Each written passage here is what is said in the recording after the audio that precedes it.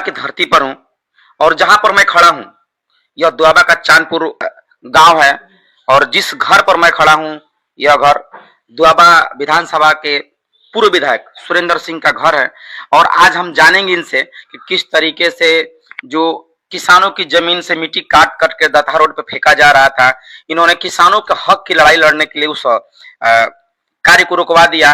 और इनसे हम जानेंगे इनका विचार क्या है। आइए बात कराते हैं विधायक जी से। तो नमस्कार दोस्तों, मैं आपका पिंटू तलवार और इस वक्त मैं बैरिया विधानसभा के चांदपुर बस्ती में हूँ, जहाँ पर हमारे साथ आप देख सकते हैं दोआबा के क्रांतिकारी विधायक जिनकी पहचान किसी की मोहताज नहीं है, सुरेंद्र सिंह जी बैठे हुए हैं।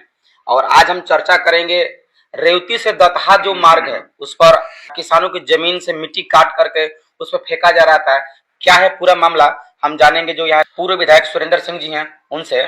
तो विधायक जी, जिस तरीके से किसानों की जमीन से मिट्टी काट करके दत्ता वाले रोड में डाला जा रहा था, क्या प्रकरण था जो आपके द्वारा उसको रुकवा दिया गया? देखिए पत्रकार जी, हमारे पास कुछ वहाँ किसान आए, विधायक जी रोड के पास से ही मिट्टी काट करके और रोड भर रहे हैं।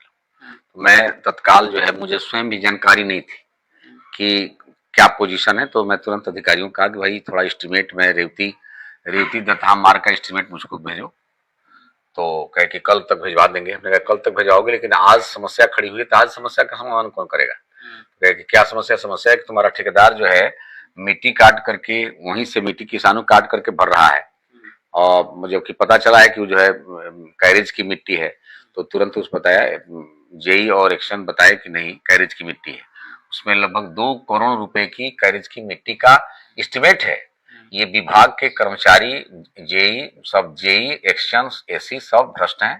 ये सब मिलजुल करके ठेकेदारों से मिल करके काम की गुणवत्ता की निगरानी नहीं करते हैं। सब ये सब केवल दाम की निगरानी करते हैं और केवल इनका उद्देश्य है कि कैसे अधिक माने लाखों रुपए वेतन पाने वाला आदमी किसान को लुटवा रहा है। एक बार भी कोई जेई आकर के यहाँ निगरानी करने देखने नहीं आते हैं। सब माने हमारी सरकार की पवित्र नियत का इतना दोहन कर रहे हैं सब कि यदि निगरानी हम लोग ना करें तो इस सबसे लूट ले जाएंगे। तो क्या ऐसे भ्रष्ट अधिकारियों के ऊपर कार्रवाई होनी चाहिए कि नहीं? लेकिन इसमें कहाँ दो राय है, भ्रष्ट कार्रवाइयों पर सभी भ्रष्टाचारियों पर कार्रवाई होनी चाहिए। लेकिन दिक्कत यह है कि करेगा तो कौन करेगा? अब पूज्य योगी आदित्यनाथ जी निश्चित रूप से ईमानदार और कठोर शासक हैं, लेकिन स्थानीय स्तर पर यदि जिलाधिकारी हुए, चाहे मुख्य विकास अधिकारी हुआ, ये सब चाहे जो भी विभाग के अधिकारी हुए, वो यदि गतिशील नहीं रहेंगे तो कौन देखेगा? देखना तो उन्हीं को है। तो जो जितने भी जिले के अधिकारी हैं, तो क्या ये सरकार से ऊपर हैं? नहीं, ऊपर नहीं, स्वेच्छाचारिता है, ऊपर तो नहीं है। प्रोटोकॉल ऊपर का सरकार से कहां हो सकता है भाई? लेकिन स्वेच्छाचारी अधिकारी, भ्रष्टाचारी अधिकारी सरकार के पवित्र नियत पर भी दाग लगा दे रहे हैं, इसमें कोई दो राय नहीं। अब जैसे कि बलिया जिले का जो मुख्य विकास अधिकारी है, शायद इतना बड़ा भ्रष्ट अधिकारी ढूंढे नहीं मिलेगा। इसका दिनचर्या है, माने जितने भ्रष्ट प्रतिनिधि हैं सब वीडियो ब्लॉक वगैरह के सबसे जो है सचिवों के माध्यम से 10% की वसूली करवा रहा है। 10%। प्रधान कोई भी काम करेगा, बताइए, प्रधान बेचारा चुना हुआ प्रतिनिधि है, यदि वो, मैं मानता हूं कि वो कुछ बचाता होगा काम करके, लेकिन उसको वो प्रतिनिधि है, ये तो वेतन पाते हैं सब, और सचिवों के माध्यम से 10% वसूली करवाता है। वसूली करवा करके अब जो इसमें लेते पैसा लेता हो, अब नहीं जानता। तो वर्तमान तो सम्मानित जिलाधिकारी भी आए हुए हैं, मैं इनके बारे में नहीं कहा इसके लिए, लेकिन इसके पहले वाला जिलाधिकारी भी एकदम जो है एकदम भ्रष्ट था। सीडीओ और दोनों भ्रष्ट थे इसके पहले वाले, और दोनों इसे सचिवों के माध्यम से 10% की वसूली। इतना बड़ा खुला भ्रष्टाचार का शिष्टाचार कहां देखेंगे भाई? जहां भ्रष्टाचार शिष्टाचार बन गया है। और 10% बताइए, जो यदि ग्राम विकास अधिकारी लेगा प्रधान, और फिर क्या करेगा? विधायक जी, पूरे जनपद में जो ई रिक्शा चल रहा है उसमें नाबालिग लड़के लोग ई रिक्शा चला रहा है, जिससे दुर्घटनाएं दिन होते रहती है।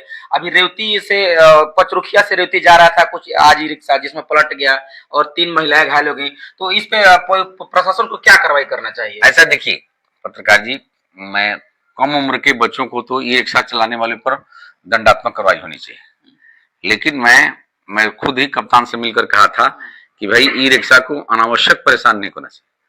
कानून और व्यवस्था देने पर पुलिस को एक माध्यम मिल जा रहा है वो शोषण करने का। अब 100 रुपया कमाने वाला व्यक्ति 100 रुपया ले लेंगे सब। ये भी तो दिक्कत है।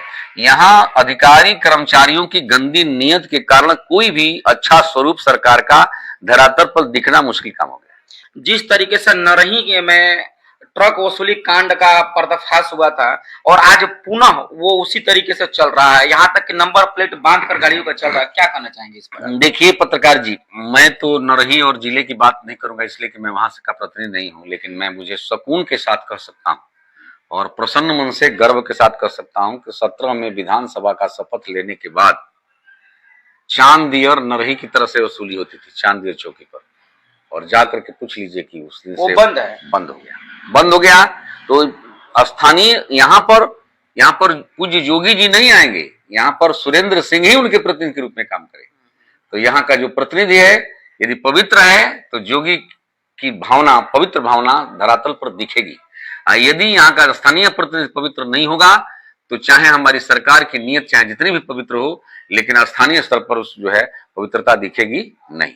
यही कारण है कि जनपद के कोई भी, मैं कह रहा हूं किसी भी दल का, हमारी भी दल के कोई क्यों न प्रतिनिधि हो, जब स्वयं संवेदनशील होकर के पवित्र आचरण प्रस्तुत करेंगे तब तक समाज में सरकार की पवित्र नियत का स्वरूप दिखने वाला नहीं है। बैरिया विधानसभा का आप 5 साल विधायक रहने के बावजूद भी एक सादा जीवन आप जीते हैं, क्या है इसका राज? ऐसा है, गजब बात करते हैं। मानवीय जीवन का सबसे उच्च आदर्श और उच्च स्टैंडर्ड होता है सादगी होता है। मैं सबसे अच्छा जीवन जीता हूं, इसको हीन भावना से मत देखिए।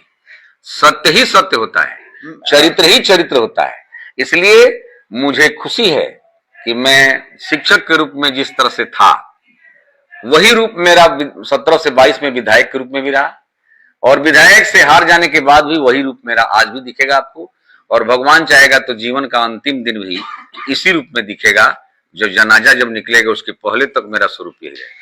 मेरा उद्देश्य यह नहीं था कि मैं आलोचना कर रहा हूँ, मेरा उद्देश्य यह था कि जिस तरीके से विधायक बनने के बाद लोग अच्छी खासी जिंदगी जीते हैं, अच्छा खासा बंगला जीते हैं, और मेरा उद्देश्य ये था पूछने का।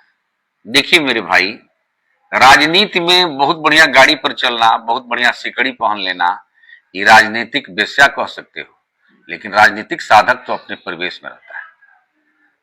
समाज का सेवा वही कर सकता है जो स्वयं के जीवन में साधक हो। समाज को कुछ वही दे सकता है जो स्वयं के जीवन में कठोर जीवन जीता हो।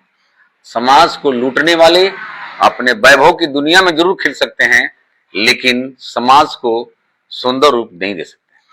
सरकार द्वारा प्रत्येक सरकारी अस्पताल में सरकारी दवाई उपलब्ध कराई जा रही है, लेकिन उसके बावजूद भी सरकारी डॉक्टरों द्वारा धड़ल्ले से बाहरी दवाई लिखी जा रही है और मरीजों का शोषण किया जा रहा है। मैं वही तुम्हें बताया कि समस्त सरकारी कर्मचारी वेतन पर उनको अपना भरोसा ही नहीं, वेतन के अतिरिक्त क्या होगा वही उनकी कमाई मानी जा रही है।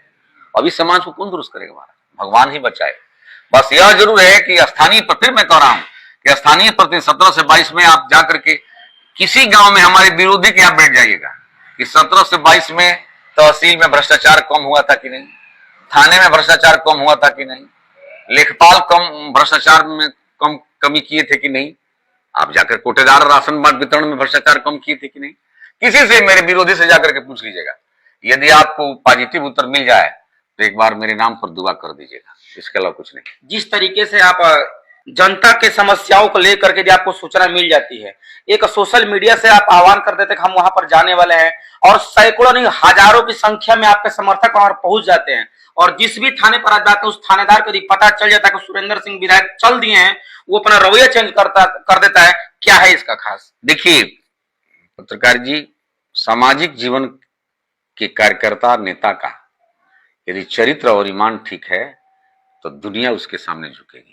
यदि उसका चरित्र और ईमान गंदा है तो कर्मचारी का एक सामान्य अदना आदमी भी उसको सम्मान नहीं देगा। तो भले कोई मूल्यवान धातु की वस्तु अपने गर्दन में लगा ले, लेकिन जो गरीबों के पलानी में पवित्रता का सामान है वो कहीं महलों में मिलने वाला नहीं, कहीं महलों में नहीं मिलने वाला। आज के नौजवानों के लिए आपका क्या संदेश है? मैं नौजवानों से यही कहूंगा कि अभाव में रह करके अपना स्वभाव बनाए रखो। यदि स्वभाव बना रहेगा तो परिवार और संसार दोनों अच्छा बने रहेगा, नहीं तो स्वभाव गंदा कर लिए तो न परिवार अच्छा बनेगा, न समाज अच्छा बनेगा, न संसार अच्छा बनेगा। इसलिए अपने को अच्छा बनाओ तो परिवार भी अच्छा बन जाएगा, समाज भी अच्छा बन जाएगा, आवश्यकता पड़ेगी तो आपके माध्यम से देश भी अच्छा